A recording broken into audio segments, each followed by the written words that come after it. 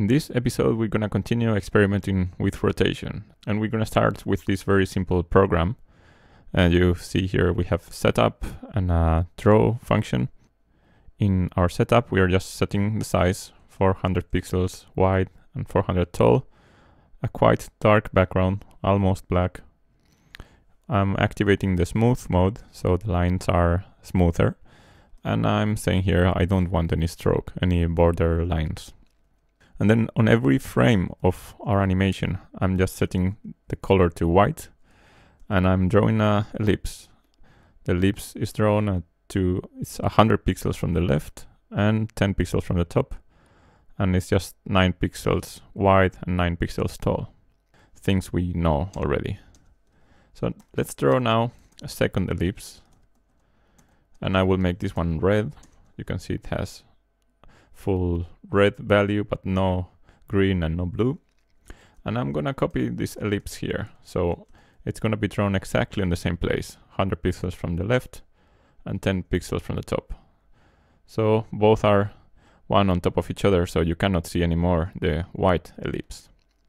What happens now when I add here rotate function call, and I'm gonna rotate this a little bit, let's say 0.1 radians. This is the angle of rotation. Now you can see the red one is no longer on top, and that's quite curious because we have said until now that this 100 here was the distance from the left, and this 10 is the distance from the top. But this is no longer exactly true. We have like a virtual display that is being rotated around the top left corner. Imagine a needle passing our paper on this corner here, and we are rotating the paper. So if I increase now the angle, you can see it moves, forming a circle like in this direction, down and curving to the left, which again is quite interesting because both are drawn exactly at the same position, 100 pixels from the left and 10 from the top. But we are rotating our whole screen before drawing. That's why they are not exactly in the same place. And I'm gonna copy now these 3 lines, and I'm gonna draw another circle. This one, instead of red, will be green. And again, same place and same amount of rotation. But the rotations are adding up.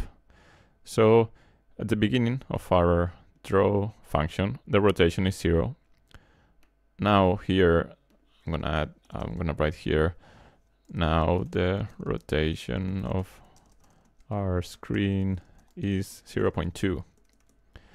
And here, because I'm rotating the paper even further, now the rotation is 0.4. You see, we rotated the paper here a little bit, and now we rotate it even further. Let's see how this looks like. So you can see that we have 3 points that should be exactly one on top of each other, but because we are rotating the paper, or this virtual paper, then the location is not exactly the same. I will just add one more, so to make sure you get the idea. Again, I will rotate this screen even further, so now the rotation will be 0.6. And I will make this point blue so we can distinguish them from each other. Again, same location, same size. So you can see this is really rotating around the top left corner. The rotation is reset every time the draw function begins. So right here in the first line, the rotation is always 0. And then you can modify it. You can add here, you can add or subtract rotation. You can also rotate in the opposite direction. If you would say rotate minus 0.1, how much is rotation now? If it was 0.4, then now it should be 0.3. And let's check where our blue dot is now. So you can see it was rotation for the white dot was 0, for the red dot is 0.2, for the green dot is 0.4, and it jumps back to 0.3 because we removed a little bit of rotation. So let's try to make some interesting drawing with this.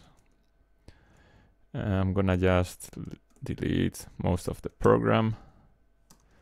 I'm just setting a white color, drawing the lips. I'm gonna add a variable at the beginning so we can be rotating slowly. So I will add this float variable. I will call it R, like from rotation, and it will be 0 at the beginning. And instead of adding rotating here a fixed 0.2, I will just say rotate R, which at the beginning is 0. The rotation I must do before drawing, otherwise you will not see the effect. But we can check that out too. I can show you if the rotation here is 0.3, and I rotate right now before drawing, you can see it's there. If I rotate after drawing, it will not have any effect because there's nothing below the rotate. If I would draw another ellipse, then you would notice it, but okay, let's leave it with 1. So again, we start with rotation 0 and we rotate here R, whatever that is, and at the end we increase R a little bit. So I will increase it 0.1. So on each frame of our animation, that means on each time draw is called, I will increase, it's not R, it's not 0.1, but it's R equals R plus 0.1. That's what I meant. So I'm making R a little bit bigger every time I execute draw. What happens now? Okay, now you can see it's drawing a circle because I'm adding rotation, so this dot is rotating continuously until it becomes a circle itself, because there are so many dots there. How could we modify this further? Well, instead of having always the same distance, 100 pixels from the left, we could increase this slowly, so it would kind of make a spiral. So it would be increasing all the time.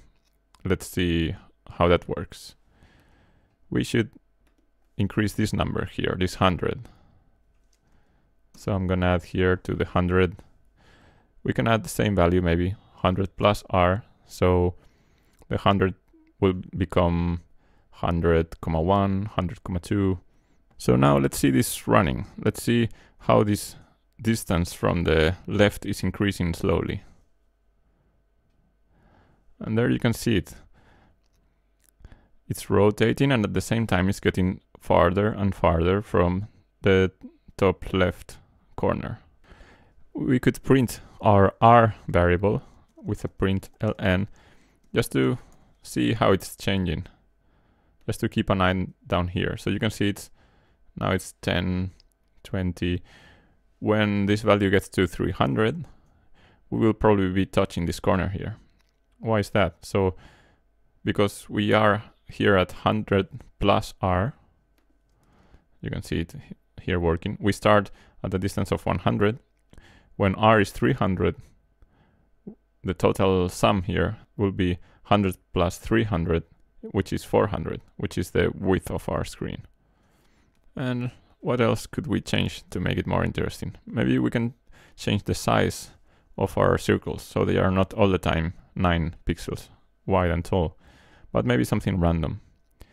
So I'm gonna make here a random variable like float circle size equals random, and let's use a value between 5 and 15.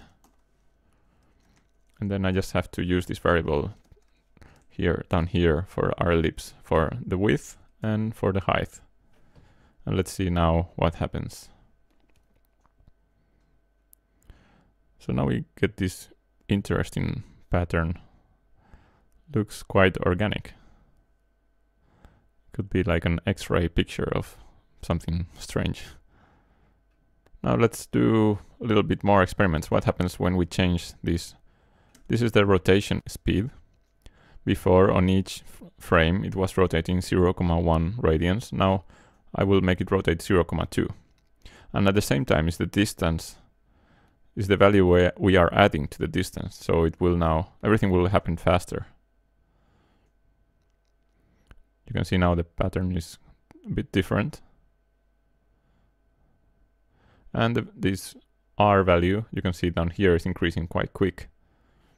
We will get to the top right corner in a moment.